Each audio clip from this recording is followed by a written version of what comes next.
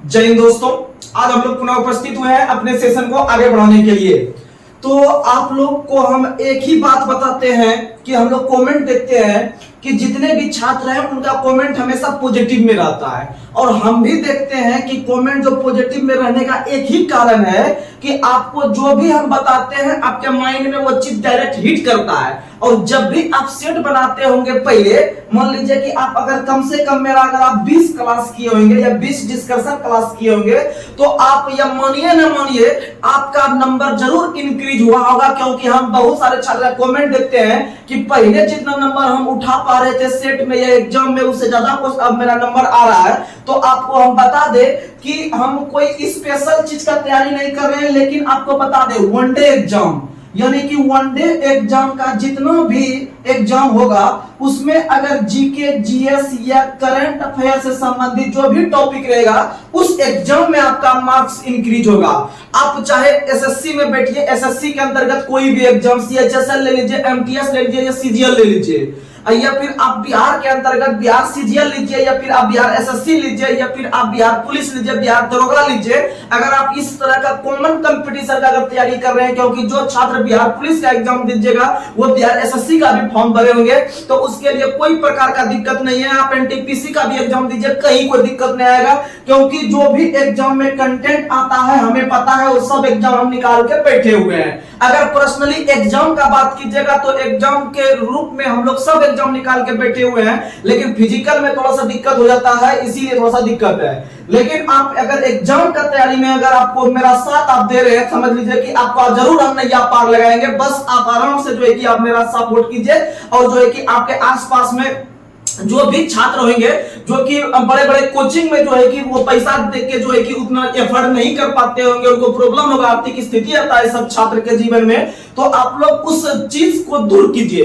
क्योंकि वो पढ़ाई अगर कोई कर सकते हैं तो वो चीज को मतलब इग्नोर करके चलिए कि गरीबी मेरे लिए कुछ नहीं है, और हम जिस दिन जॉब ले लेंगे उस दिन गरीबी का नामो निशान मिट जाएगा। और जो आज आपसे दूर जा रहे हैं, आपसे बात करने से कतराते हैं, वो आपसे सामने आके बात करेगा, और जो है कि आपके साथ जो है कि वो बहुत इज्जत से बात करेगा। तो ये सब चीज होता है। बस आप अपने माता पिता को हमेशा जहन में लेकर चलिए कि जो भी करेंगे अपने माता पिता के लिए करेंगे, अपने परिवार के लिए करेंगे, और जो अपने चाहते हैं उनके लिए हम कर दिखाएंगे कि मेरे अंदर भी वो जज्बा था और है। आगे बहुत सारा एग्जाम हम निकाल सकते हैं और अंतिम रूप से सिलेक्शन पा सकते हैं। तो चलिए बिना कोई देरी के हुए आज के सेशन को हम शुरू कर रहे हैं जीके और स्टैटिक जीके से, जो कि किसी भी एग्जाम के लिए बहुत ही महत्वपूर्ण होता है। तो चलिए आज का पहला सवाल जो थोड़ा सा याद करने वाला क्वेश्चन रहेगा या जो थोड़ा सा बताने लायक क्वेश्चन रहेगा, उसको हम जो है कि बोर्ड पे बताने का प्रयास करेंगे, और नहीं तो फिर हम आगे बोल बोल के निकलते ही चलेंगे, आप लोग रिकॉल करते चलिएगा।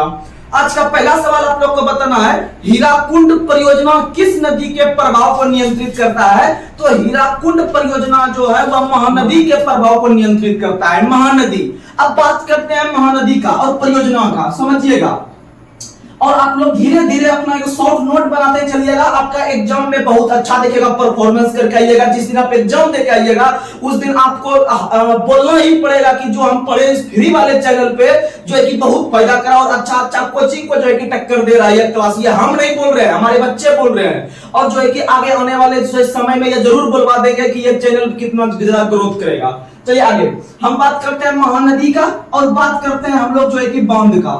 तो देखिएगा, महानदी भारत के अंदर में छत्तीसगढ़ राज्य से निकलती है। महानदी भारत के अंदर में छत्तीसगढ़ राज्य से निकलती है, और छत्तीसगढ़ के अंदर में एक पहाड़ी है सिहोवा की पहाड़ी।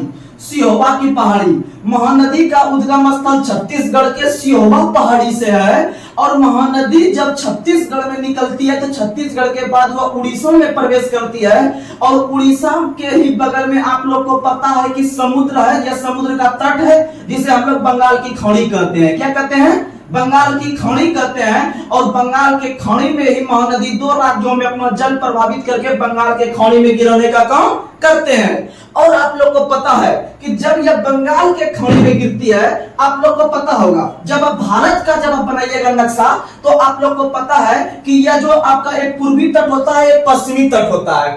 ये जो आपका पूर्वी तट है, पूर्वी तट पर ही एक राज्य उड़ीसा है। उड़ीसा में जो है कि विभिन्न प्रकार के नदी जो है कि वहां पर अपना जल गिराते हैं, या फिर ये जो बंगाल के खाड़ी यहां तक फैला हुआ है, इसमें आपका जो है कि ये सब नदी पूरब की ओर बहती है। किस ओर बहती है? पूरब की ओर। जितने भी नदी पूरब की ओर बहती है वो डेल्टा का निर्माण करता है। किसका निर्माण करता है? डेल्टा का। वहीं भारत के अंदर में पश्चिमी घाट के अंतर्गत या फिर अरब सागर, इसको हम क्या कहते हैं? अरब सागर। यानी जितने भी नदी अपना जल अरब सागर में गिराती है वह पश्चिम की ओर बहती है। किस ओर बहती है? पश्चिम की ओर बहती है। और यह नदी पश्चिम की ओर बहते हुए एस्चुअरी का निर्माण करती है। किसकी निर्माण करती है?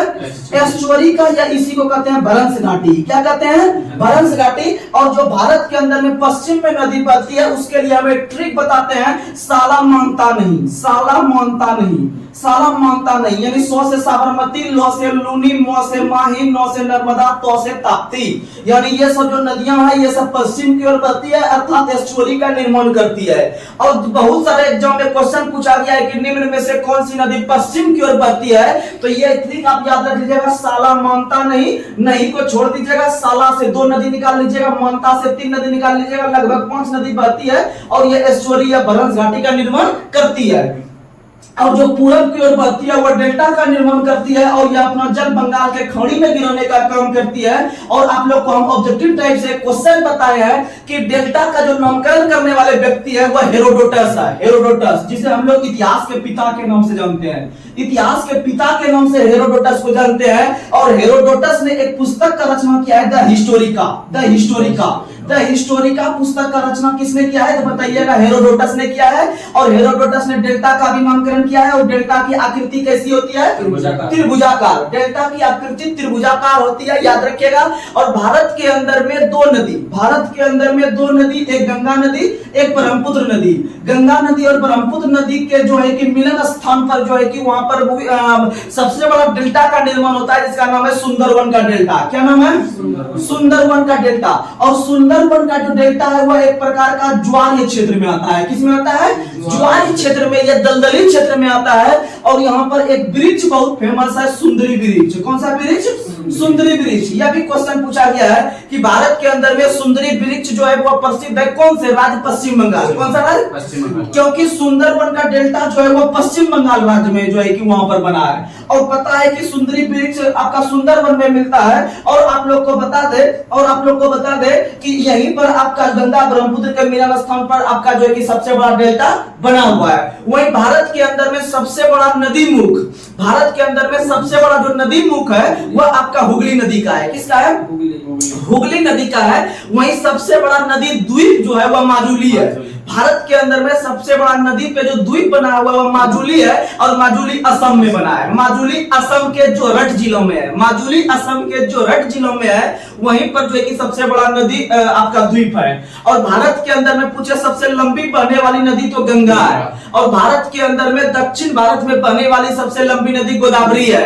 और गोदावरी जो है वह भारत का दूसरी सबसे लंबी नदी है। देखिएगा, अगर क्वेश्चन पूछे दक्षिण भारत की सबसे लंबी नदी गोदावरी है। और गोदावरी नदी का अगर हम ओवरऑल में क्रम देखते हैं दिशा को हटा के तो दूसरा स्थान पे है। पहला स्थान पे गंगा है। पहला स्थान पे कौन है? गंगा। और बात करते हैं गंगा नदी, तो गंगा नदी की लंबाई जो है वो 2525 किलोमीटर है। कितना है? 2525 किलोमीटर है। और गंगा भारत के 5 राज्य से होकर गुजरती है। कितने राज्य से? 5 राज्य से होकर गुजरती है, जिसमें से सबसे पहले उत्तराखंड, उत्तराखंड के थोड़ा सा साइड आइएगा तो उत्तर प्रदेश, उत्तर प्रदेश के नीचे आपका बिहार हो जाएगा। अब बिहार के बाद आपका झारखंड हो जाएगा। और झारखंड के बाद बंगाल आप देख ही रहे हैं, बंगाल आप देख ही रहे हैं। तो कुल कितना राज्य हो गया? 5 राज्य। आप याद रखिएगा। और याद रखिएगा ब्रह्मपुत्र नदी जो है, ब्रह्मपुत्र नदी का उद्गम स्थल भारत में नहीं है। उद्गम स्थल भारत में नहीं है। इसका उद्गम स्थल आपका जो है कि तिब्बत में है। कहाँ में है? तिब्बत में है। याद रखिएगा। बात करते हैं तिब्बत का, तो तिब्बत का राजधानी लहासा है। तिब्बत का राजधानी लहासा है। तिब्बत का राजधानी लहासा है। आप लोग नाम सुने होंगे दलाई लामा का। दलाई लामा जो कि आपका बौद्ध धर्म के गुरु हैं। तो दलाई लामा है, वो दलाई लामा का संबंध तिब्बत से ही है। और दलाई लामा जब भारत आते हैं घूमने के लिए तो चीन का जो है कि फटना शुरू हो जाता है। तो याद रखिएगा क्योंकि तिब्बत का जो क्षेत्र है वह चीन के अधिकार में है, चीन के अधिकार में है। जैसे हांगकांग पहले चीन के अधिकार में था, तो उसी तरह से याद रखिएगा कि तिब्बत से संबंध, तिब्बत की राजधानी लहासा है और लहासा से ही संबंध रखता है आपका जो है कि दलाई लामा, और दलाई लामा जिस घर में रहता है उसको पोटाला हाउस कहते हैं। क्या कहते हैं? पोटाला हाउस। देखिएगा, आपको हम जीके के साथ साथ स्टैटिक पढ़ा रहे हैं, तो आप समझिएगा, आपको स्टैटिक का मतलब होता है जो कभी नहीं चेंज होता है और आपको याद रखना पड़ेगा। तो ये सब चीज आपका स्टैटिक के अंतर्गत भी आता है, आप याद रखिएगा। और पोटाला हाउस आपका तिब्बत में है, जहां पर दलाई लामा का जो है कि आपका वो निवास स्थान है। जैसे कि भारत के अंदर में जो निवास स्थान राष्ट्रपति के लिए जैसे कि रहता है राष्ट्रपति भवन, उसी तरह से पोटाला हाउस जो है वह दलाई लामा का है। किसका है? दलाई लामा का है। और इस लहासा का एक उपनाम है, लहासा का एक उपनाम है। जैसे कि भारत के अंदर में जयपुर को पिंक सिटी कहते हैं, उसी तरह से लहासा को जो कहते हैं वह क्या कहते हैं? याद रखिएगा, इसको हम लोग कहते हैं, याद रखिएगा, निषिद्ध शहर। क्या कहते हैं? निषिद्ध शहर। निषिद्ध शहर, निषिद्ध शहर के नाम से जानते हैं लहासा को, निषिद्ध शहर के नाम से जानते हैं लहासा को। आप लोग ऐसे करके याद रखने का प्रयास कीजिएगा। अब बात करते हैं हम लोग बांध का, क्योंकि यहाँ पर हम महानदी जो देखे थे वह आपका देखे थे, वहां पर कौन सा जो है कि बांध था, तो आप लोग बताइएगा, हीराकुंड बांध था। कौन सा बांध था? हीराकुंड। अब बात करते हैं बांध का, तो हीराकुंड बांध महानदी पे है और इसका जो स्थापना किया गया है उसका स्थापना 1956 में किया गया, 1956 में। और भारत के अंदर में आजादी के बाद बनने वाला सबसे पहला परियोजना था आपका कौन सा? तो दामोदर घाटी। दामोदर घाटी, दामोदर घाटी का स्थापना आजादी के एक वर्ष बाद 1948 में हुआ था, 1948 में हुआ था। और दामोदर नदी घाटी परियोजना जो है वह दामोदर पे ही है। किस पे है? दामोदर पे है। और दामोदर हुगली की सहायक नदी है। किस सहायक नदी है? हुगली की सहायक नदी है, याद रखिएगा। वहीं पर अगर हम बात करते हैं आपका 1963 में, तो 1963 में भाखड़ा नगर परियोजना, भाखड़ा नगर परियोजना का स्थापना हुआ था, जो कि सतलज पे है। किस नदी पे है? सतलज नदी पे है। और वहीं अगर बात करते हैं 2006 के अंदर में टिहरी बांध। कौन सा बांध? टिहरी बांध। टिहरी बांध आपका उत्तराखंड में है। टिहरी बांध उत्तराखंड में दो नदी के तट पर है, भागीरथी और भिलंगना। भागीरथी और भिलंगना, याद रखिएगा, भागीरथी और भिलंगना ये दोनों नदी पे है। प्लस में आपको ये सब याद रखना है, भागीरथी और भिलंगना याद रखिएगा। और सबसे इंपॉर्टेंट ये है आपका दामोदर नदी पे, और दामोदर नदी जो है वह हुगली की सहायक नदी है। और दामोदर नदी को जैविक नदी के नाम से भी जानते हैं, दामोदर को जैविक नदी के नाम से जानते हैं, या जैविक मरुस्थल के नाम से जानते हैं। और यह भारत के छोटा नागपुर के पठार के बीच में चलता है। और छोटा नागपुर का पठार जो है वह रांची के आसपास का क्षेत्र कहलाता है, रांची के आसपास का क्षेत्र कहलाता है। और उसे आपका छोटा नागपुर के पठार को भारत का रूर कहा जाता है, भारत का रूर कहा जाता है, क्योंकि जर्मनी का एक शहर है रूर, जर्मनी का एक शहर है रूर, जो कि आपका विभिन्न प्रकार के खाद्यान्न के लिए, यानी कि कोयला के लिए, सोना के लिए, विभिन्न प्रकार के लिए, यूरेनियम के लिए प्रसिद्ध है, उत्पादन के लिए। उसी आधार पे भारत के अंदर में भारत का रूर छोटा नागपुर के पठार को कहा जाता है। आप लोग याद रखने का प्रयास कीजिएगा। चलिए अब हम लोग, और भारत के बांध को सबसे पहले जवाहरलाल नेहरू ने आपका मंदिरों का संज्ञा दिया था। और जवाहरलाल नेहरू का दो पुस्तक आपको लोग याद करके चलना है, डिस्कवरी ऑफ इंडिया और आपका glimpses of world history. Glimpses of world history ये सब बहुत महत्वपूर्ण है। और आराम आराम का नारा भी किसने दिया था? और जवाहरलाल नेहरू ने 1935 के अधिनियम को बिना ब्रेक रहित आपका जो है कि आपका अधिनियम का जो है कि उसमें जिक्र किया था कि इसमें इंजन तो है लेकिन उसमें ब्रेक रहित है, यानी उसमें ब्रेक नहीं है, याद रखिएगा। और 1935 के अधिनियम को आप लोग को पता है कि 1935 के अधिनियम को ब्लूप्रिंट कहा जाता है। क्या कहा जाता है? ब्लूप्रिंट कहा जाता है, याद रखने का प्रयास कीजिएगा। तो चलिए अब हम लोग धीरे धीरे जो है कि आगे बढ़ते हैं।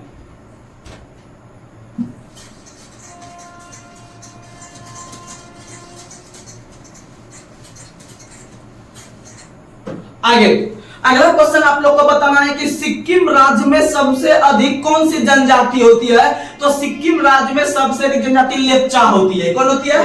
लेप्चा होती है, भोटिया होती है, ये सब सिक्किम में। लेकिन भोटिया सिक्किम के साथ साथ उत्तराखंड में भी, याद रखिएगा, क्योंकि सिक्किम सीधे आपका उत्तर पूर्व का राज्य हो गया और उत्तराखंड आपका इधर का राज्य हो गया। तो याद रखिएगा, भोटिया जनजाति आपका सिक्किम के साथ साथ उत्तराखंड में, ये इसीलिए माइंड काम नहीं करता है। अगर देखिएगा ऑप्शन देगा ना आपका कि निम्न में से किस राज्य में भोटिया जनजाति पाई जाती है, तो ऑप्शन में उधर सिक्किम नहीं देगा, आपको एक उत्तराखंड उत्तराखंड घुसा देगा तो लोग सोचेगा अरे यार उत्तराखंड नहीं है होगा, सिक्किम की तरफ मिलता है तो सिक्किम के आसपास का राज्य मारो, तो नहीं मारना है आसपास का। आपको अगर उत्तराखंड देखना है तो पहले उत्तराखंड को टिक करना है, समझ में आ गया।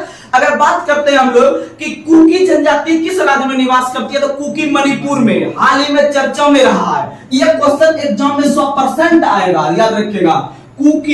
कुकी जनजाति और मैतेई जनजाति, कुकी जनजाति और मैतेई जनजाति दोनों का संबंध मणिपुर से है। कहां से है? मणिपुर से। आप लोग अगर न्यूज चैनल देखते होंगे तो कुछ दिन पहले मणिपुर में आपको जो है कि बहुत प्रकार का अभद्र घटना घटित हुआ है, तो याद रखिएगा उसमें से कुकी और मैतेई जनजाति के बीच के संबंध को दिखाया गया था, या फिर उससे संबंधित जो भी झगड़ा सब होता है वो मणिपुर में है। कहां में है? मणिपुर में, याद रखिएगा। और मणिपुर की राजधानी इंफाल है। मणिपुर की राजधानी कहां है? इंफाल है। और मणिपुर के वर्तमान में मुख्यमंत्री बीरेन सिंह है। कौन है? बीरेन सिंह है, याद रखिएगा। मणिपुर का स्थापना, और याद रखिएगा मणिपुर का स्थापना कब हुआ है आपको इस भी बता देते हैं, एक ट्रिक देते हैं, आप याद रखिएगा 100% एग्जाम में आता है। एक ट्रिक देते हैं मेमत्री, एक ट्रिक देते हैं मेमत्री। मे से बना लीजिएगा मेघालय, मे से बना लीजिएगा मेघालय, मो से बना लीजिएगा मणिपुर, मो से बना लीजिएगा मणिपुर, और त्रो से आप समझ रहे हैं त्रिपुरा। क्या बनाइएगा? त्रिपुरा। ये तीनों राज्य का स्थापना 1972 में हुआ है। कब हुआ है? 1972 में हुआ, याद रखिएगा। मेमत्री, मेघालय मणिपुर त्रिपुरा 1972, मेघालय मणिपुर त्रिपुरा 1972। और इसी तरह का 3 राज्य का एक ट्रिक दिए थे कि जहां पर जो है कि पंचायती राज व्यवस्था नहीं है, पंचायती राज व्यवस्था नहीं है, तो कहां पर नहीं है भैया? तो 3 राज्य में नहीं है। तो 3 राज्य में बताया था ट्रिक कि बकरी के बच्चा को मेमना कहते हैं। क्या कहते हैं? मेमना कहते हैं। तो याद रखिएगा मेमीना, मेमीना, मे से मेघालय, मी से मिजोरम, इसको मणिपुर नहीं बना देंगे, मी से यानी मिजोरम, अब उसके बाद ना से नागालैंड, ना से ये तीनों राज्य में जो है कि पंचायती राज व्यवस्था अर्थात 24 अप्रैल को जो मनाते हैं वो वाला चीज वहां नहीं है। और पंचायती राज का वर्णन किस भाग में है? तो पंचायती राज का वर्णन भाग 9 में है, भाग 9 में है, और अनुसूची 11 में है, अनुसूची 11 में है, और अनुच्छेद 243 में है, अनुच्छेद 243 में है। और अनुच्छेद 243 के बी में पंचायती राज का जो है कि आपका संरचना किया गया है या फिर गठन किया गया है। गठन याद रखिएगा, पंचायती राज का गठन आपका 243 के बी में है, और 243 के सी में संरचना है, 243 के डी में पंचायती राज में आरक्षण है। आप लोग को पता है कि पंचायती राज में महिलाओं को 1/3 आरक्षण दिया गया है। कितना था? 1/3। और याद रखिएगा जब पंचायती राज को संवैधानिक मान्यता दिया जा रहा था पीवी नरसिम्हा राव के काल में 1993 ईस्वी में आपका 73वां संविधान संशोधन के तहत, तो उसमें से एक नियम बना था कि उसमें महिलाओं को कम से कम कितना % आरक्षण दिया जाना चाहिए? 33%। लेकिन वहां पर एक बात और इंक्लूड किया था संविधान संशोधन करने वालों ने कि देखिए जिस भी राज्य में पंचायती राज व्यवस्था है उसमें महिलाओं को 33% आरक्षण मिलना चाहिए, लेकिन हम यह राज्य सूची का विषय है, पंचायती राज राज्य सूची का विषय है, इसीलिए हम जो है कि यह राज्य के ऊपर छोड़ देते हैं कि राज्य सरकार चाहे तो इसको बढ़ा के जो है कि आगे भी इंक्लूड कर सकता है, यानी इसको बढ़ा के 40% कर दीजिए, अपने इच्छा अनुसार आप जो है कि कर सकते हैं किसी भी राज्य में। तो बिहार सरकार बोला अच्छा रुको, तब हम इसको 33% से बढ़ा के 50 कर देते हैं। कितना कर देते हैं? 50। तो याद रखिएगा अपना बिहार ऐसा पहला राज्य बना है, पहला राज्य बना है पूरे भारत में जो पंचायती राज व्यवस्था में महिलाओं को कितना % आरक्षण दिया? 50%। कितना %? लेकिन हकीकत में होना चाहिए कितना? 33%। समझ में आ गया? तक अब आगे बढ़ते हैं। पंचायती राज दिवस प्रत्येक वर्ष हम लोग मनाते हैं 24 अप्रैल को। कब मनाते हैं? 24 अप्रैल को पंचायती राज दिवस। इससे एक दिन आगे बढ़ते हैं तो मलेरिया दिवस। कौन सा दिवस? मलेरिया दिवस। तो आप ये सब याद रखिएगा क्योंकि आपको दिवस भी एग्जाम में बहुत महत्वपूर्ण है। कोई भी एग्जाम बैठिए 1-2 दिवस वहां आ जाता है हुबहू। यूपी पुलिस के अंतर्गत 3-3 दिवस एक शिफ्ट में पूछा गया था, और तीनों दिवस जो हम बता रहे होंगे अगर जो लड़का फॉलो कर रहे होंगे वो तीनों दिवस मार के आया होगा। चलिए आगे बढ़ते हैं। अगला क्वेश्चन आप लोग को बताना है। अगला क्वेश्चन बताइए कि वॉशिंग सोडा को सामान्यतः किस नाम से जानते हैं? तो वॉशिंग सोडा को सामान्यतः सोडियम कार्बोनेट के नाम से। आपको हम यहाँ पर 4 क्वेश्चन उठता है, चारों क्वेश्चन क्लियर करते हैं। अब मेरे साथ रिकॉल कीजिएगा, अब मेरे साथ रिकॉल कीजिएगा। देखिएगा उसमें से क्वेश्चन पहला, अगर क्वेश्चन रहे कि वॉशिंग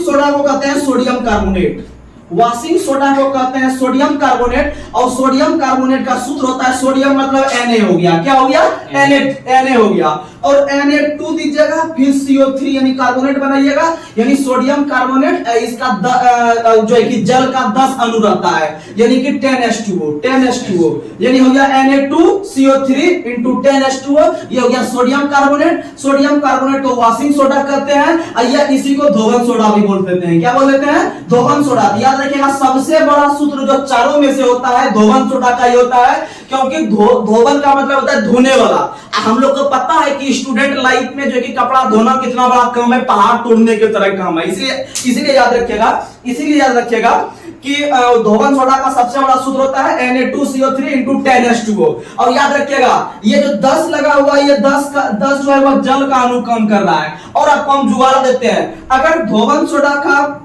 सूत्र पूछ दे, अब धोवन का इंग्लिश है वॉशिंग मतलब भी धोना होता है, ठीक है। तो याद रखिएगा अगर धोवन सोडा रहे या वॉशिंग सोडा रहे, तो आपका दिमाग में हम बात फिट कराते हैं, उसमें हम 10 कैसे याद रखें। तो आप लोग को पता होगा कि स्टूडेंट लाइफ में जब आप रहते होंगे बाहर में, तो आप 10 रुपया का सर्फ एक्सल लाते होंगे, या 10 रुपया में आप सर्फ एक्सल का साबुन लाते होंगे कपड़ा धोने के लिए। 50 रुपया वाला कोई नहीं लाता है, हकीकत बात यही है। 10 रुपया वाला लाता है, उसको आराम से कपड़ा धोता है। तो इसका मतलब याद रखेगा धोबन वालों में 10 रहता है, धोबन वालों में क्या रहता है, 10 रहता है। तो आप आराम से जुगाड़ लगा सकते हैं, और 10 रुपया एक के बार में बोल देते हैं, 10 कपड़ा एक के दिन में धो के जो सोचते हैं माइंड हल्का हुआ।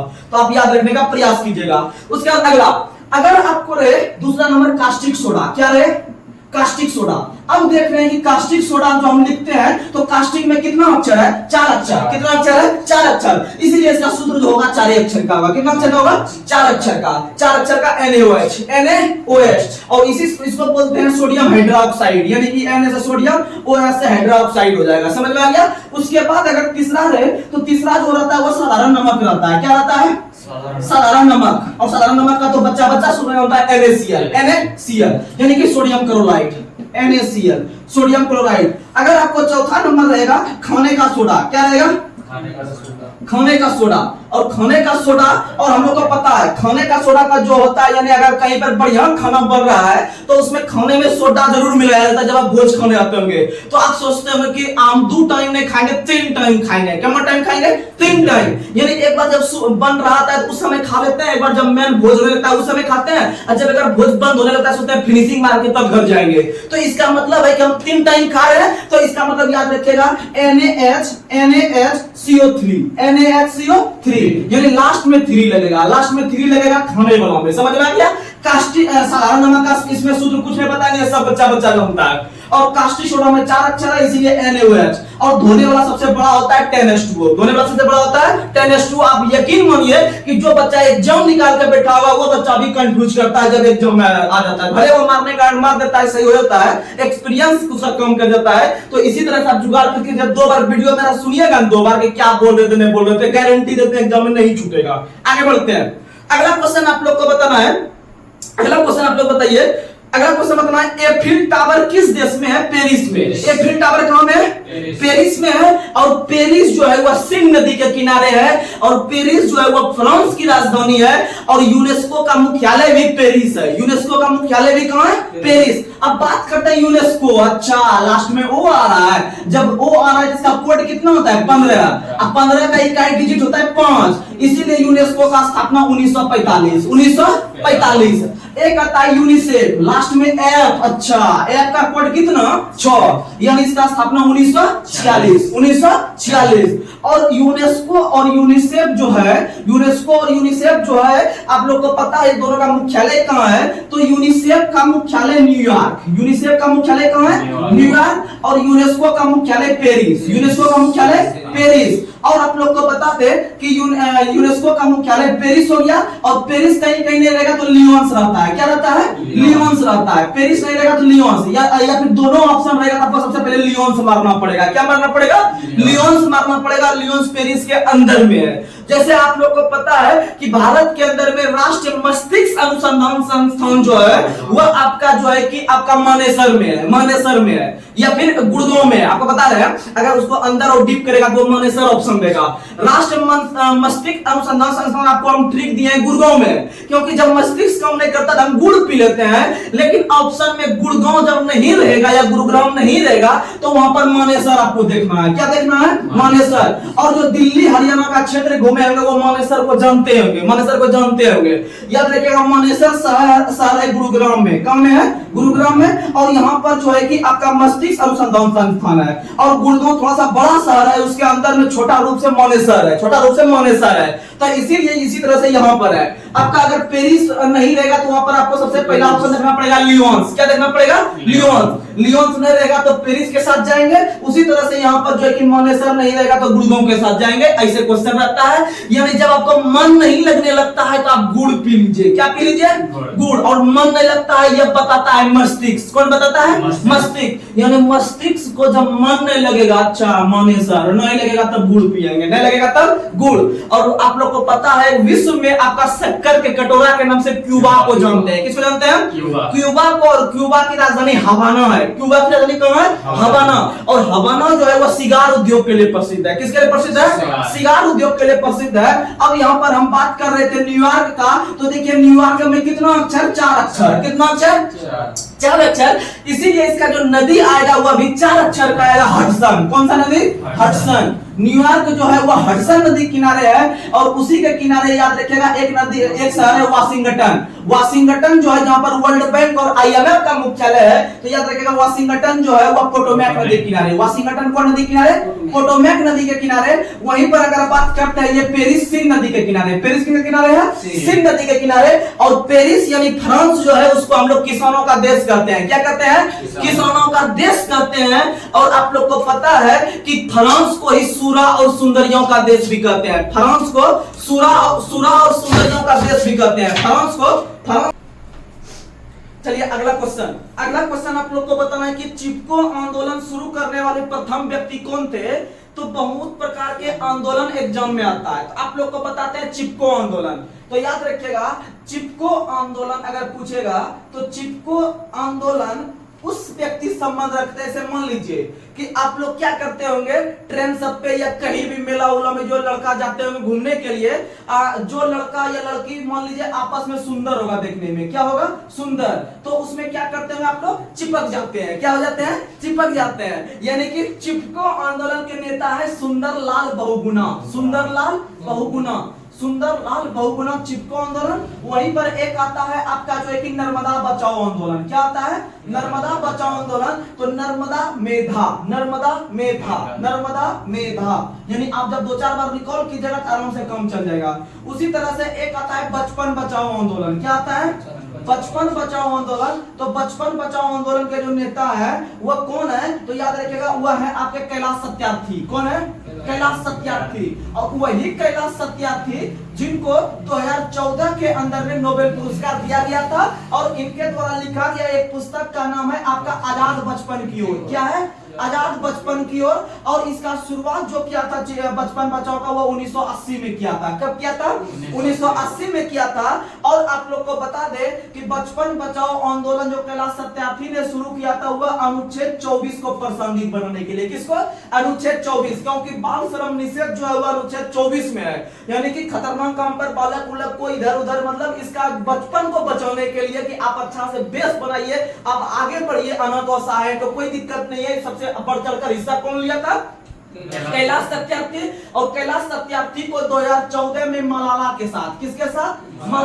मलाला यूसुफजई जो पाकिस्तान के अंदर की महिला है और सबसे कम उम्र में इनको नोबेल पुरस्कार मिला था 17 साल में। कितने साल में? 17 साल में। आप याद रखने का प्रयास कीजिएगा। अगर बात करते हैं हम नोबेल पुरस्कार का, तो आप लोग क्योंकि हम स्टैटिक का बात कर रहे हैं, लुसेंट में भी टॉपिक है जो कि एग्जाम में सीधा एग्जाम में हुआ जाता है एनटीपीसी एग्जाम में। तो आप लोग को बता दे कि नोबेल पुरस्कार अगर देखते हैं कुल कितने भारत को, तो कुल 11 भारत को मिला है। कितना भारत को? 11 भारत को मिला है। और 11 भारत में से जो सबसे लास्ट व्यक्ति बना है वह 2019 के अंतर में बना है अभिजीत बनर्जी। कौन बना है? अभिजीत बनर्जी जो कि गरीबी पर काम किया था। किस पर काम किया था?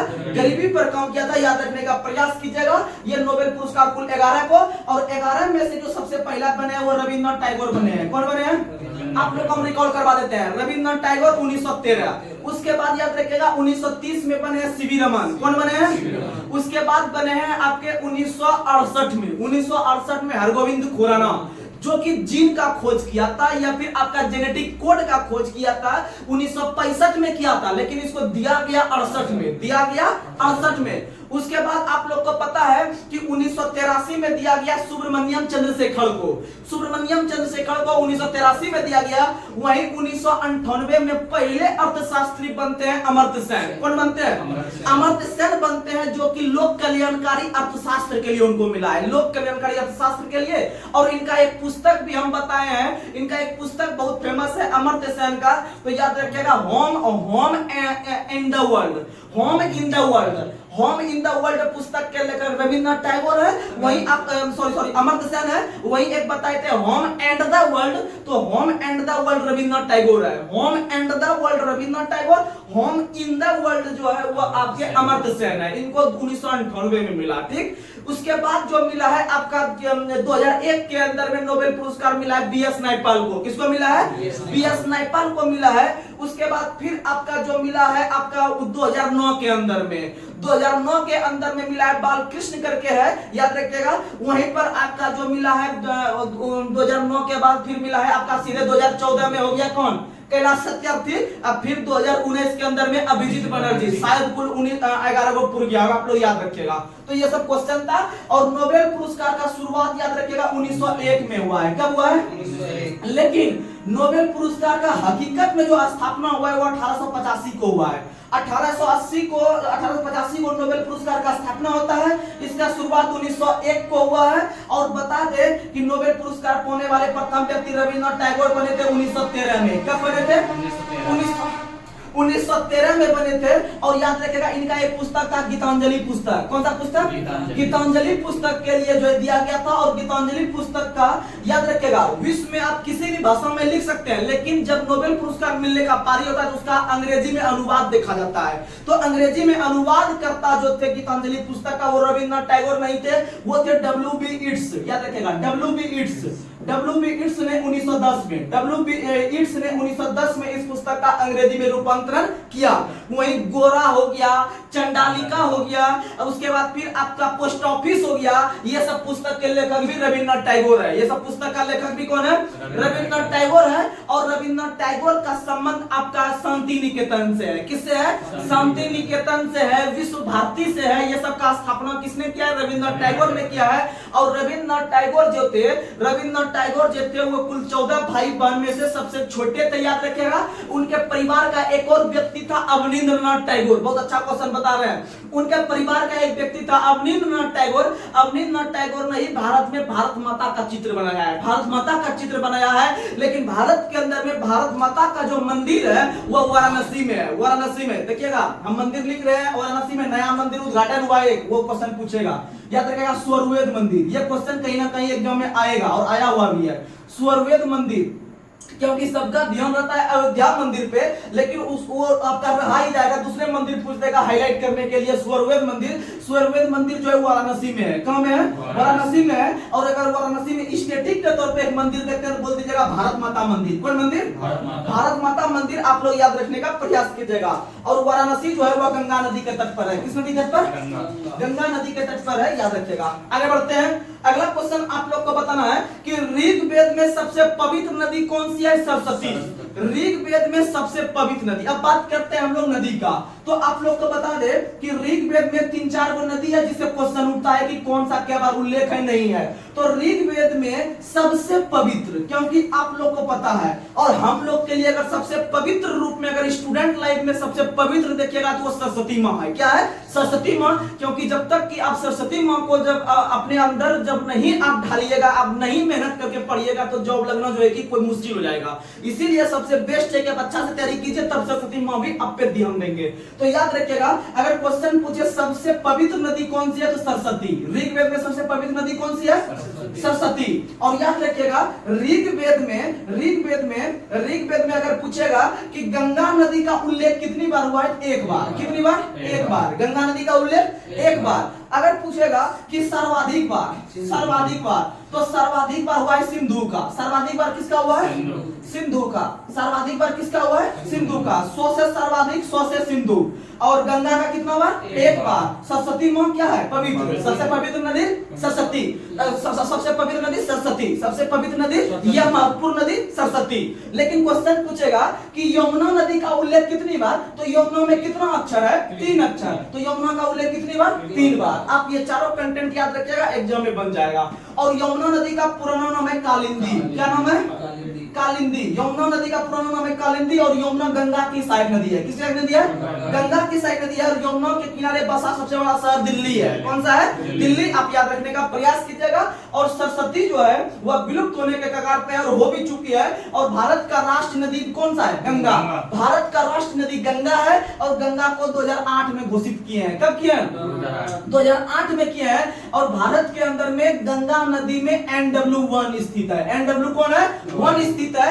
NW का मतलब नेशनल वाटरवे 1, यानी राष्ट्रीय जलमार्ग संख्या 1 जो है वह गंगा नदी से होकर गुजरती है। और गंगा नदी से जो गुजरती है, आप लोग को पता है एक शहर इलाहाबाद है। इलाहाबाद का नया नाम प्रयागराज है। तो इलाहाबाद से लेकर हल्दिया तक, इलाहाबाद से लेकर हल्दिया तक आपका NW1 गुजरता है। याद रखने का प्रयास कीजिएगा। जैसे आप लोग NH1 NH2 याद करते हुए राष्ट्रीय राजमार्ग संख्या ये 1 यहां से यहां तक। तो समुद्र के अंदर में भी व्यापार के लिए या यात्रा के लिए आपका NW1 है, जिसको नेशनल वाटरवे 1 कहते हैं। और नेशनल वाटरवे 1 आपका उत्तर प्रदेश के इलाहाबाद से बंगाल के हल्दिया तक चलती है।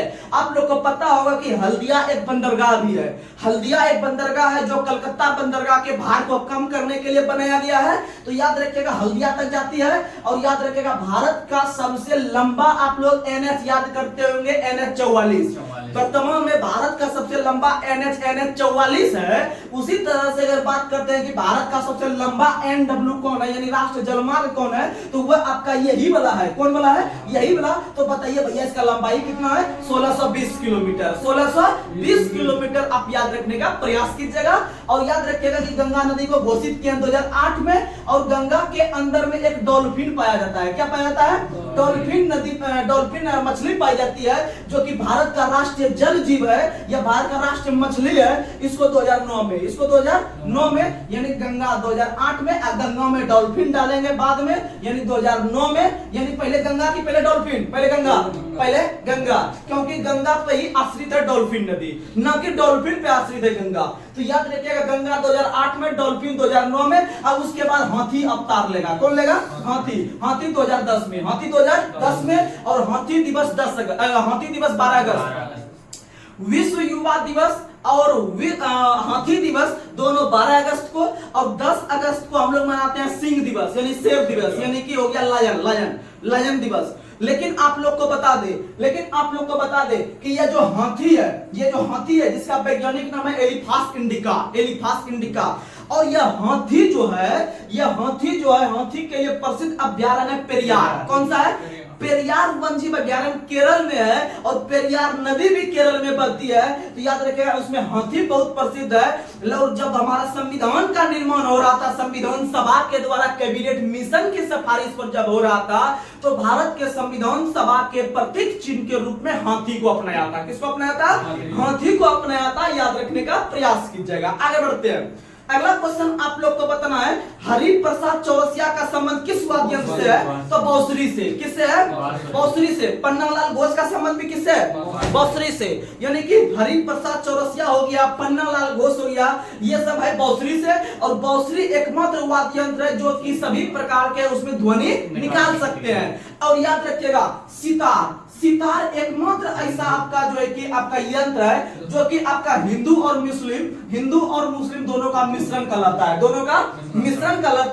आप लोग जैसा कि जानते हैं। चलिए आगे बढ़ते हैं। हम लोग लूसेंट का स्टैटिक लेते हैं, जो कि हम लोग का एग्जाम के लिए बहुत महत्वपूर्ण होता है। लूसेंट का विधि, बस जितना क्वेश्चन बताते हैं आप लगातार सुनने का प्रयास कीजिए, और जिस दिन एग्जाम दीजिएगा उस दिन आपको एहसास हो जाएगा। अगला क्वेश्चन आप लोग को बताना है, 2 बार नोबेल पुरस्कार पाने वाले पहले महिला कौन बनी थी? तो याद रखिएगा मैडम क्यूरी। कौन बनी थी? Madam Curie. Madam Curie. Madam Curie को नोबेल पुरस्कार पहली बार 1903 में मिला था। कब मिला था?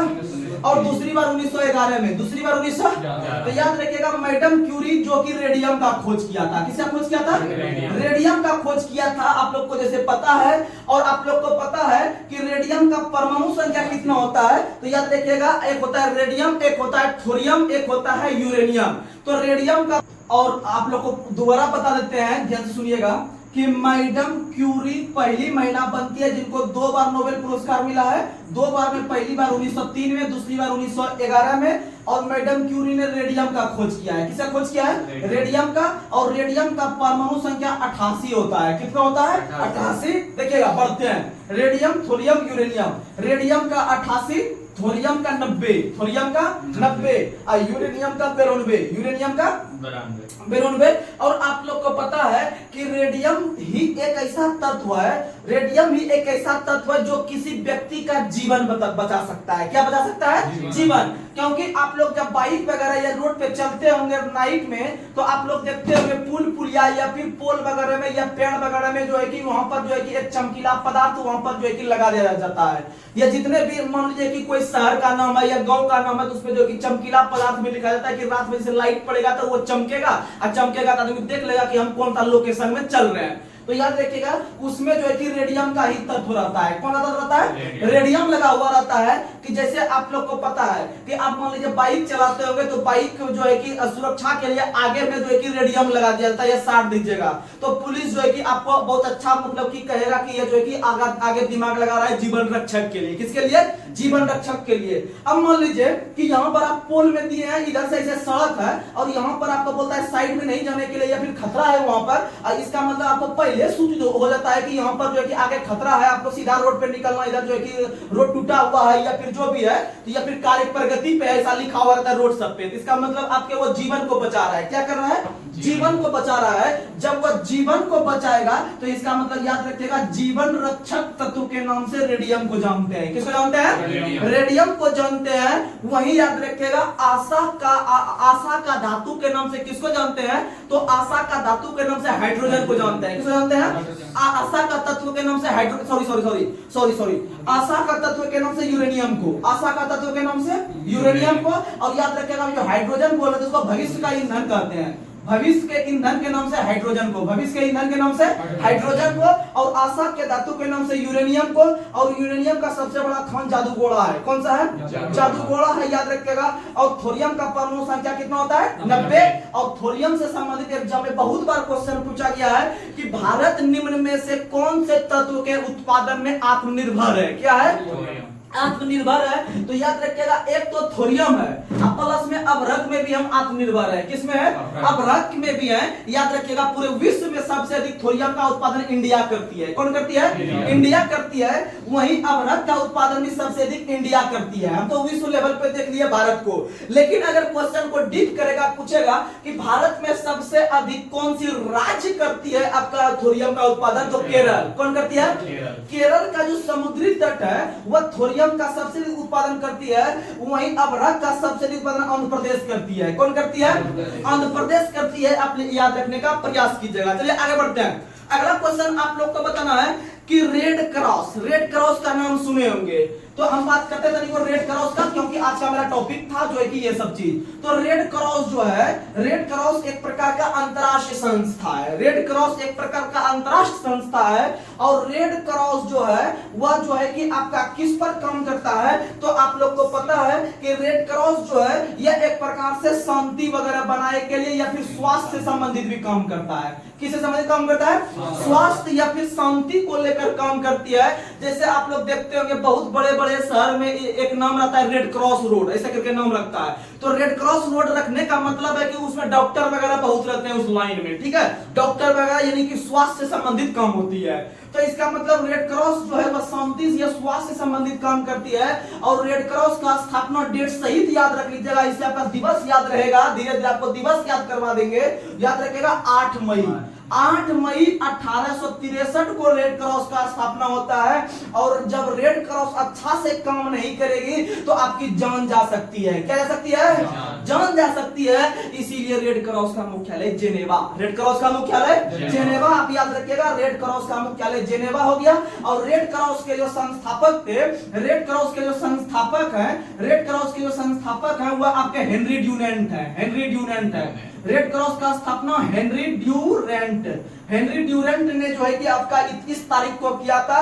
और आप लोग को पता है कि रेड क्रॉस को वो शांति के लिए नोबेल पुरस्कार 3 बार दिया गया है। कितना बार दिया गया है? 3 बार दिया गया है नोबेल पुरस्कार। पहली बार 1917 में, पहली बार 1917। और रूसी क्रांति भी कब हुआ है? चंपारण सत्याग्रह भी कब हुआ है? 1917 में। इंदिरा गांधी का जन्म भी कब हुआ है? 1917 में। आप लोग ये सब याद रखिएगा। तो याद रखिएगा कि रेड क्रॉस को नोबेल पुरस्कार सबसे पहले याद रखिएगा 3 बार दिया गया। ये क्वेश्चन भी आ सकता है एग्जाम में। कितनी बार दिया गया है? 3 बार दिया गया है। और 3 बार में से बात करते हैं, पहली बार 1917 में, पहली बार 1917 में, दूसरी बार 1944 में और तीसरी बार 1963 में, तीसरी बार 1963 में। क्योंकि यहां से आपको कंटेंट सबसे पहले याद रखना है कि रेड क्रॉस को नोबेल पुरस्कार कितनी बार मिली है, तो भैया 3 बार मिली है। अब दूसरा क्वेश्चन वहां पर बनाएगा कि निम्न में से किस वर्ष जो है कि आपका रेड क्रॉस को नोबेल पुरस्कार नहीं मिला है, क्योंकि इसको 3 बार मिला हुआ है। तो चौथा पर एक ऑप्शन देगा गलत, आपको उसी को चूज करना है। 1744-63 को मिला हुआ है, 1744-63 को मिला हुआ है। आप लोग याद रखिएगा। चलिए हम लोग धीरे धीरे आगे बढ़ते हैं। और रेड क्रॉस दिवस 8 मई, रेड क्रॉस दिवस 8 मई। और आप लोग को पता है रेड क्रॉस दिवस 8 मई को हो गया। और उसके बाद पूछेगा महासागर दिवस 8 जून, महासागर दिवस 8 जून। अगर आपसे क्वेश्चन पूछेगा विश्व महिला दिवस 8 मार्च, विश्व महिला दिवस 8 मार्च।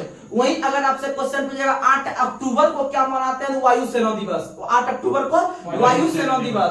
वहीं अगर आपसे क्वेश्चन पूछेगा, वहीं अगर क्वेश्चन पूछेगा सुनामी दिवस कब मनाते हैं, तो सुनामी दिवस 5 नवंबर को, सुनामी दिवस 5 नवंबर को। वहीं अगर आपसे पूछेगा पर्वत दिवस कब मनाते हैं, तो पर्वत दिवस 11 दिसंबर को, पर्वत दिवस हो गया, अस्थमा दिवस हो गया, विश्व बालकोष दिवस हो गया। ये तीनों का तीनों 11 नवंबर को मनाते हैं। वहीं 11 दिसंबर को मनाते हैं। वही अगर बात करते हैं हम लोग माउंट एवरेस्ट दिवस को 9 मई को, 29 मई को माउंट एवरेस्ट दिवस 29 मई को। और 9 सितंबर को हिमालय दिवस, 9 सितंबर को हिमालय दिवस, क्योंकि हिमालय की सबसे ऊंची चोटी माउंट एवरेस्ट है, याद रखिएगा। और माउंट एवरेस्ट को नेपाल में सागर माथा के नाम से जानते हैं। चलिए आगे बढ़ते हैं। अगला क्वेश्चन आप लोग को बताना है, अगला क्वेश्चन आप लोग को बताइएगा ऑस्कर में नामित प्रमुख भारतीय फिल्में कौन कौन सी है। तो आपको हम पिछले दिन भी बताए थे, थोड़ा दिन हो गया, तो आप लोग को हम फिर से रिकॉल करवा देते हैं। ध्यान से सुनिएगा, ध्यान से सुनिएगा। ऑस्कर पुरस्कार, आप लोग को पता है फिल्म के क्षेत्र में पूरे विश्व में सबसे बड़ा पुरस्कार कौन सा है? ऑस्कर पुरस्कार। जैसे आप लोग को पता है कि अगर क्वेश्चन पूछेगा कि खेल के क्षेत्र में पूरे विश्व में सबसे बड़ा पुरस्कार कौन है, तो लॉरियस पुरस्कार। कौन सा पुरस्कार? लॉरियस पुरस्कार। अगर हम खेल के क्षेत्र में देखते हैं सबसे बड़ा पुरस्कार तो आपका लॉरियस पुरस्कार है। और लॉरियस पुरस्कार का स्थापना 1999 को हुआ है। कब हुआ है? 1999 को स्थापना हुआ है। वहीं ऑस्कर पुरस्कार विश्व में फिल्म के क्षेत्र में या चलचित्र के क्षेत्र में दिया जाने वाला सबसे बड़ा पुरस्कार है। और ऑस्कर पुरस्कार का शुरुआत कब से हुआ है? 1929 से। कब से हुआ है? 1929 से हुआ है। तो क्वेश्चन पूछता है यहाँ पर कि भारत ऑस्कर में नामित प्रमुख भारतीय फिल्में कौन कौन सी है। तो आप लोग इस पे हम चर्चा करते हैं, क्योंकि एग्जाम में ऐसा क्वेश्चन अक्सर बिहार एसएससी और आपका एनटीपीसी जीडी में पूछता है। तो ऑस्कर पुरस्कार में जो नामित प्रथम फिल्म है वह आपका मदर इंडिया है। वह आपका कौन सा है?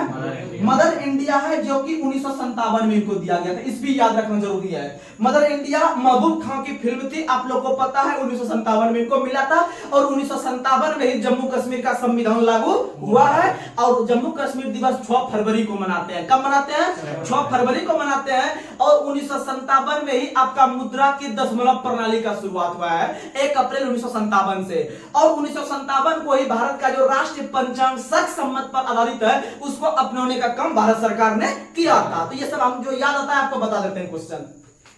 तो मदर इंडिया 1957। उसके बाद याद रख लीजिएगा दूसरा फिल्म जो बना है वो आपका कौन बना है, तो याद रखिएगा सलाम बॉम्बे। कौन बना है? सलाम बॉम्बे। सलाम बॉम्बे जो बना है वह आपका 88 में फिल्म बना है। कब बना है? 1988 में बना है सलाम बॉम्बे। ये दोनों तो सबको याद रहता ही रहता है, पहला मदर इंडिया 1957, फिर 1988 में सलाम बॉम्बे। लेकिन इसके बाद आप लोग को पता है, इसके बाद जो है कि 4 फिल्म को दिया गया है जो कि आप हम ट्रिक से याद कर पाते हैं। तो याद रखिएगा लास्ट पर, यानी कि इससे एक फिल्म बना लेंगे, इससे एक फिल्म बना लेंगे, इससे एक फिल्म, इससे एक फिल्म। तो आप लोग देखिएगा कैसे बनाते हैं। तो लॉ से हो जाएगा लगान। क्या हो जाएगा? लगान। और सौ से क्या हो जाएगा? श्वास। सौ से क्या हो जाएगा? श्वास। उसके बाद पौ से हो जाएगा पहेली। पौ से क्या हो जाएगा? पहेली। उसके बाद रो से हो जाएगा क्या? रंग दे बसंती। रो से क्या हो जाएगा? रंग दे बसंती। रंग दे बसंती। ये हो गया 4 फिल्म। आप ट्रिक से याद रख लीजिएगा, पहला मदर इंडिया, दूसरा सलाम बॉम्बे, और इधर जो है कि लास्ट पर याद रखिएगा, लास्ट पर इसको सीरियली बैठा दीजिएगा। अब आप समझिएगा इसको कब कब दिया गया है। तो लगान जो है वह याद रखिएगा आपका यहां पर लिखिएगा 2001, फिर लिखिएगा 2004, श्वास 2004, लगान 2001, और पौ से पहली, पौ से 5, पौ से पहली, पौ से अब 5 के बाद लगले मार देना है 2006। क्या मार देना है? 2006 आप याद रखिएगा। और ऑस्कर पुरस्कार का शुरुआत जो हुआ है वह आपका कब हुआ है? तो 1929 से हुआ है। कब से हुआ है? 1929 से हुआ है। आप लोग याद रखने का प्रयास कीजिएगा। चलिए आगे बढ़ते हैं। हम लोग 4-5 क्वेश्चन जो है कि हम लोग देखने का प्रयास करते हैं, पुस्तक जो कि बहुत फेमस है। अब बात करते हैं हम लोग मान बुकर पुरस्कार। मान बुकर पुरस्कार जो है वह साहित्य के क्षेत्र में दिया जाने वाला पूरे विश्व में सबसे बड़ा पुरस्कार है। पूरे विश्व में साहित्य के क्षेत्र में दिया जाने वाला सबसे बड़ा पुरस्कार आपका मान बुकर पुरस्कार है। और मान बुकर पुरस्कार का शुरुआत 1969 से हुआ है। कब से हुआ है? 1969 से। और 1969 में एक और पुरस्कार याद दिलवा देते हैं, दादा साहेब फाल्के पुरस्कार भारत के क्षेत्र में, फिल्म के क्षेत्र में सबसे बड़ा पुरस्कार है, दादा साहेब फाल्के पुरस्कार। लेकिन मान बुकर पुरस्कार का संबंध साहित्य के क्षेत्र से है। किस क्षेत्र से है? यानी कि पूरे विश्व में साहित्य के क्षेत्र में सबसे बड़ा पुरस्कार मान बुकर पुरस्कार है। और मान बुकर पुरस्कार का शुरुआत कब से हुआ है? 1969 से। आपको हम बताएंगे किस किस भारतीय को नामित किया गया है। तो उसमें से आपको यहाँ पर एक और चीज बता देते हैं। एक पुरस्कार है आपका मान बुकर इंटरनेशनल पुरस्कार। मान बुकर इंटरनेशनल अगर जुट जाएगा तो पुरस्कार, तो इसका स्थापना 1969 नहीं मारिएगा, इसका स्थापना मारिएगा आप लोग 2005। कब मारिएगा? 2005। मान बुकर इंटरनेशनल पुरस्कार का स्थापना 2005 में हुआ है। और मान बुकर पुरस्कार का स्थापना 1969 से हुआ है। कब से हुआ है? 1969 से हुआ है, याद रखिएगा। और मान बुकर पुरस्कार पाने वाले जो विभिन्न प्रकार के भारतीय बने हैं उससे संबंधित हम यहाँ पर देखने का प्रयास करते हैं। तो मान बुकर पुरस्कार जो पाने वाले पहले व्यक्ति बने थे भारतीय मुल्क के, वह वीएस नायपाल बने थे। कौन बने थे? वीएस नायपाल बने थे। और वीएस नायपाल को जो दिया गया था 1971 में। कब दिया गया था? 1971 में। और इनका एक पुस्तक का नाम बहुत फेमस है, इन ए फ्री स्टेट। एकदम याद रख लीजिएगा, बहुत इंपॉर्टेंट क्वेश्चन है। स्टैटिक में कभी जब तक कंपटीशन चलते रहेगा इनका पुस्तक चलते रहेगा एग्जाम में, आप याद रखिएगा। इन ए फ्री स्टेट 1971 में दिया गया था आपका जो है कि बीएस नायपाल को। उसके बाद याद रखिएगा आपका मिडनाइट चिल्ड्रन पुस्तक के लेखक जो है वह आपके सलमान रश्दी है। मिडनाइट चिल्ड्रन पुस्तक के लेखक कौन है? सलमान रश्दी है। उसके बाद याद रखिएगा the God of Small Things Arundhati Roy. The God of Small Things पुस्तक के लेखक अरुंधति राय है। वहीं अगर बात करते हैं आपका द इरिएंटस ऑफ लॉस, यानी कि Kiran Desai, the इरिएंटस of loss Kiran Desai. वहीं सबसे इंपॉर्टेंट याद रखिएगा व्हाइट टाइगर, जो कि बहुत बार एग्जाम में, ऐसे सब 5 क्वेश्चन बहुत इंपॉर्टेंट है। व्हाइट टाइगर अरविंद अडिगा की पुस्तक है। अरविंद अडिगा का संबंध ऐसे झारखंड से है, अरविंद अडिगा का संबंध झारखंड से है। और याद रखिएगा इनका पुस्तक का नाम था व्हाइट टाइगर। क्या नाम था? White tiger. इनके लिए इन्हें 2008 में जो है कि मान बुकर पुरस्कार से सम्मानित किया गया है। और अगर हम बात करते हैं मान बुकर इंटरनेशनल का तो 2005 में, और मान बुकर 1969 में, ऑस्कर 1929 में, नोबेल 1901 में, दादा साहेब फाल्के पुरस्कार 1969 में, दादा साहेब फाल्के पुरस्कार 1969 में। हम विभिन्न प्रकार के पुरस्कार को एक बार रिकॉल करवा देते हैं फास्ट थोड़ा सा बोल के। तो सबसे पहले याद रखिएगा 1901 में नोबेल, 1929 में हो गया ऑस्कर, उसके बाद याद रख लीजिएगा, उसके बाद आगे चल के हो जाएगा 1952 और 51, बहुत इंपॉर्टेंट है। 1951 सबसे पहले आएगा 52 के तुलना में, तो 1951 को मिस वर्ल्ड दे दीजिएगा। क्या दे दीजिएगा? Miss world.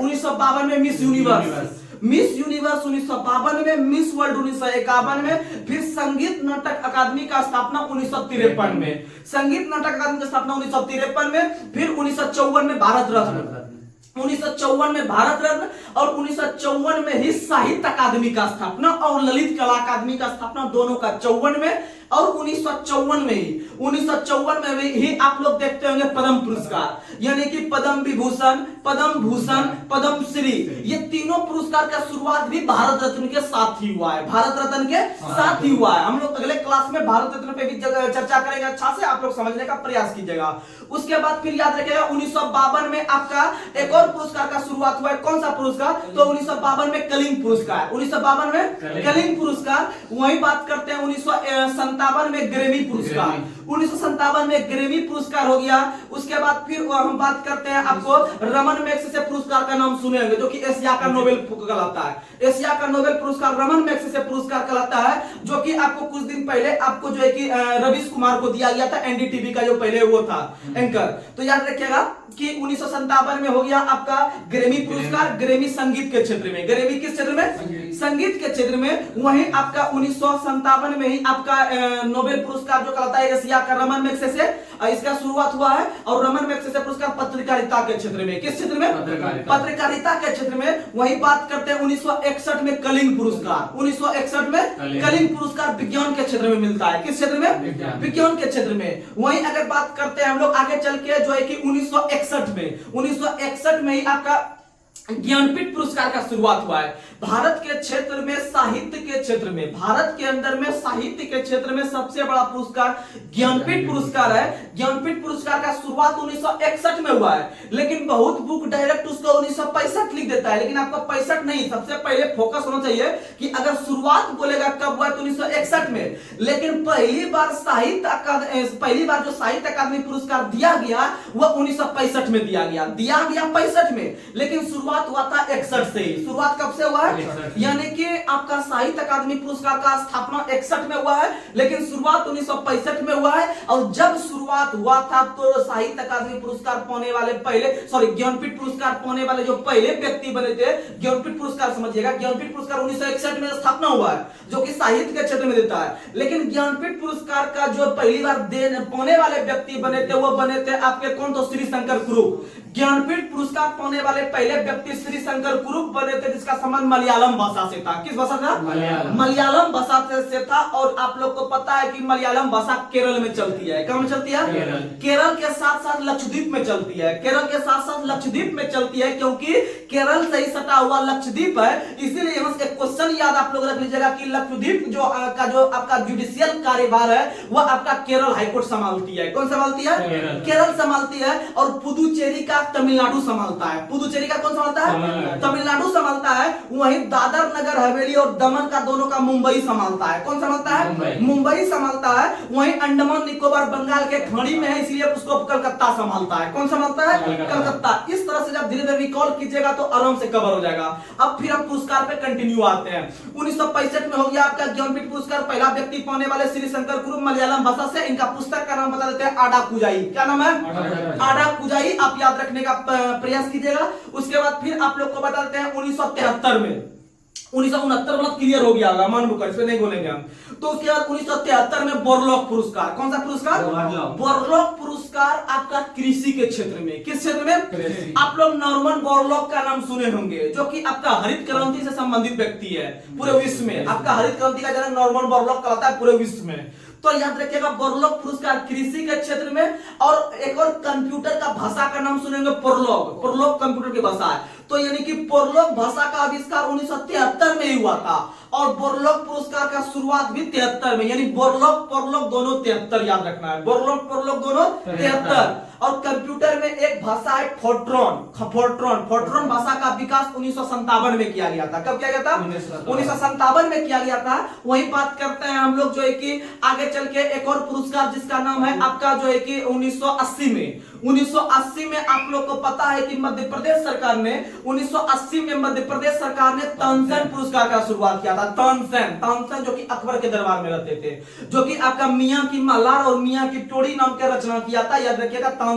और तानसेन को ही अकबर ने कंठाभरण विलास की उपाधि दिया था। कंठाभरण विलास की उपाधि तानसेन को ही दिया था, याद रखिएगा। और तानसेन का संबंध ग्वालियर मध्य प्रदेश से था, इसीलिए मध्य प्रदेश सरकार ने तानसेन पुरस्कार का शुरुआत 1980 से कर दिया था। उसके बाद अगर बात करते हैं हम लोग 1985 में, तो 1985 में आप लोग को पता है कि खेल प्रशिक्षक को यानी कि कोच को, जैसे क्रिकेट का कोच हो गया, हॉकी का कोच हो गया या कबड्डी का कोच हो गया, यानी कि खेल प्रशिक्षक को दिया जाने वाला सबसे बड़ा पुरस्कार द्रोणाचार्य पुरस्कार है। कौन सा पुरस्कार? द्रोणाचार्य पुरस्कार का शुरुआत 1985 से, द्रोणाचार्य 1985 से। उसके बाद याद रखिएगा 1991 में सरस्वती सम्मान, 1991 में सरस्वती सम्मान का शुरुआत हुआ था। और सरस्वती सम्मान साहित्य के क्षेत्र में, सरस्वती सम्मान किस क्षेत्र में? साहित्य के क्षेत्र में। वही बात करते हैं हम लोग बिहारी पुरस्कार। बिहारी पुरस्कार का शुरुआत जो हुआ है 1992 में, बिहारी पुरस्कार का शुरुआत 1992 में हुआ है। और बिहारी सरकार माइंड से निकाल दीजिएगा, बिहार सरकार नहीं देती है, आपका राजस्थान सरकार देती है। कौन सरकार? राजस्थान सरकार देती है बिहारी पुरस्कार साहित्य के क्षेत्र में। वहीं आप लोग को अगर बात करते हैं कि आपका जो है कि वो खेल के क्षेत्र में भारत के अंदर में सबसे बड़ा पुरस्कार मेजर ध्यानचंद पुरस्कार, मेजर ध्यानचंद खेल रत्न पुरस्कार, जिसका पहले नाम राजीव गांधी खेल रत्न पुरस्कार हुआ करता था, उसका शुरुआत 1991-92 में हुआ था। कब हुआ था? 1991-92 में हुआ था। और भारत के अंदर में 2021 के अंदर में मोदी जी ने इसका नाम परिवर्तित करके हॉकी के जादूगर मेजर ध्यानचंद के नाम पर रखने का काम किया। और मेजर ध्यानचंद के ही जयंती को प्रत्येक वर्ष 29 अगस्त को राष्ट्रीय खेल दिवस मनाते हैं, लेकिन विश्व खेल दिवस मनाते हैं 6 अप्रैल को। विश्व खेल दिवस 6 अप्रैल को, क्योंकि 6 अप्रैल को ही भाजपा ने अपना स्थापना दिवस मनाता है, इसीलिए भाजपा भी पूरे विश्व में खेल किया हुआ है, इसीलिए विश्व खेल प्लस भाजपा 6 अप्रैल। और क्योंकि 6 अप्रैल 1980 को भाजपा का स्थापना अटल बिहारी वाजपेयी ने किया था, ठीक है, अटल बिहारी वाजपेयी ने। उसके बाद अगर हम बात करते हैं 2002 के अंदर में, तो 2002 के अंदर में एक पुरस्कार का शुरुआत हुआ जिसका नाम है मौलाना आजाद ट्रॉफी। मौलाना आजाद ट्रॉफी का शुरुआत जो हुआ है यह हुआ है 2002 के अंदर में। आप लोग याद रखने का प्रयास कीजिएगा। तो चलिए आज का सेशन आप लोग को कैसा लगा, आप लोग जरूर कमेंट बॉक्स में जो है कि आप लोग अपना रिप्लाई दीजिएगा। और जो भी इस वीडियो में कमी आएगा आप लोग जरूर कमेंट में कीजिएगा, उस कमी को हम लोग भरपाई करने का प्रयास करेंगे। और आप लोग अपने तैयारी को इतना अच्छा से कीजिए कि जब एग्जाम देने जाइए तो आपका पूरा सीना चौड़ा होना चाहिए कि हम एग्जाम को फोड़ के आएंगे। और आराम से आप काम लीजिएगा, एकदम पूरे जो है कि आपको हड़बड़ाना नहीं है, एग्जाम पूरे कॉन्फिडेंस के साथ दीजिएगा और देखिएगा आपका रिजल्ट होगा। बस इसी आशा के साथ आज के सेशन को हम यही समाप्त करें। तब तक के लिए जय हिंद, जय भारत।